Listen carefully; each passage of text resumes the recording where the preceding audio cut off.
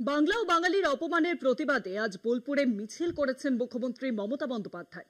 শুরু করেছেন নতুন দিনের ভাষা আন্দোলন। কিন্তু খালি এটুকুই যে নয়, বাংলার উপর বিজেপির এই অত্যাচারের বিরুদ্ধে প্রতিবাদ জারি রাখবে তৃণমূল কংগ্রেস। আর তাই বাঙালির আবেগকে অস্ত্র করে 4.5 মাস ধরে সাপ্তাহিক দলীয় কর্মসূচি নিয়েছে তারা। আগামী বছরের বিধানসভা নির্বাচনে গেরুয়া বাহিনীর বাংলা বিদ্বেষকেই ইস্যু করতে চায় তৃণমূল। রাজ্যে রাজ্যে বাংলাভাষী পরিযায়ী শ্রমিকদের নাগরিকত্ব নিয়ে প্রশ্ন তুলে হেনস্থার ঘটনা ঘটছে। বাংলায় কথা বললেই বাংলাদেশি নাগরিক বলে দেগে দিতে তৎপর সংশ্লিষ্ট রাজ্যের প্রশাসন। এর বিরুদ্ধে পথে নেমে প্রতিবাদ শুরু করেছেন বাংলার মুখ্যমন্ত্রী মমতা বন্দ্যোপাধ্যায়। দলের জন্য ঘোষণা করেছেন দীর্ঘমেয়াদী প্রতিবাদ কর্মসূচি। সোমবার বীরভূম থেকে ভাষা আন্দোলনের 4 মাস ব্যাপী কর্মসূচির সূচনা করলেন তৃণমূল নেত্রী মমতা। একই সঙ্গে কলকাতা ময়দানে গান্ধী মূর্তির পাদদেশে দলীয় স্তরে লাগাতার অবস্থান বিক্ষোভের কর্মসূচি শুরু হতে চলেছে আগামী 2রা আগস্ট থেকে।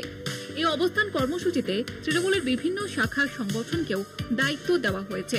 মমতা নির্দেশিত এই কর্মসূচি চলবে 21শে ডিসেম্বর পর্যন্ত।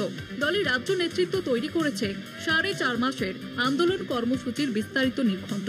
নেত্রীর নির্দেশ, প্রতি শনিবার ও রবিবার তৃণমূলের শাখা সংগঠনগুলি প্রস্তাবিত ধর্নায় বসবে গান্ধী মূর্তির পাদদেশে।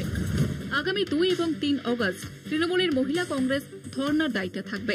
শেষ হবে 20 এবং 21শে ডিসেম্বর তৃণমূল ছাত্র পরিষদের 2 দিন ব্যাপী অবস্থানের মধ্য দিয়ে।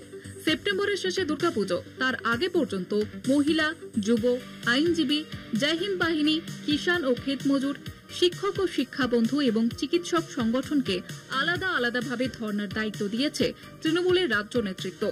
দুর্গাপুজোর পরে 11 এবং 12 অক্টোবর থেকে শ্রমিক সংগঠন আইএনটিটিইউসি-কে ধর্না আয়োজনের নির্দেশ দেওয়া হয়েছে। দুর্গাপুজো থেকে কালী পুজো পর্যন্ত কর্মসূচি স্থগিত থাকবে।